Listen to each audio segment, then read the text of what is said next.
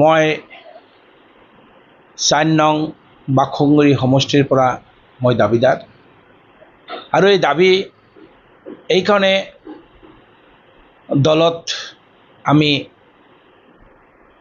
আবেদন কৰিছোঁ।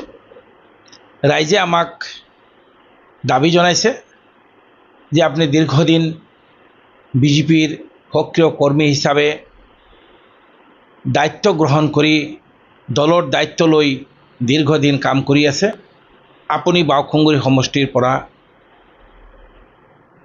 নিৰ্বাচন খেলিব লাগে আৰু ৰাইজৰ আশা আকাংক্ষা আপুনি পূৰণ কৰিব পাৰিব, সমষ্টিৰ উন্নতি কৰিব পাৰিব। সেইবাবে মই দলীয় টিকেটৰ বাবে আবেদন কৰিছোঁ। আশা ৰাখিছোঁ যে মই ভাৰতীয় জনতা পাৰ্টিত 1983ৰ পৰা আজিলৈকে কাম কৰিছোঁ। মই বহুতো গুৰুত্বপূৰ্ণ দায়িত্বত আছিলোঁ আৰু মই সভাপতিৰো দায়িত্ব আছিলোঁ। এই সভাপতিৰ দায়িত্ব লৈ মই দলক হৈ যেনেকৈ কাম কৰিছোঁ, ৰাইজে আমাক পচন্দ কৰিছে। ৰাইজে আমাক সেই সময়ত সহায় সহযোগিতা আগবঢ়াইছিল আৰু আমি ৰাইজৰ লগত মিলি বলিষ্ঠভাৱে দলৰ আমি কাম কৰি গৈছোঁ আৰু দলক আমি আগুৱাই লৈছোঁ।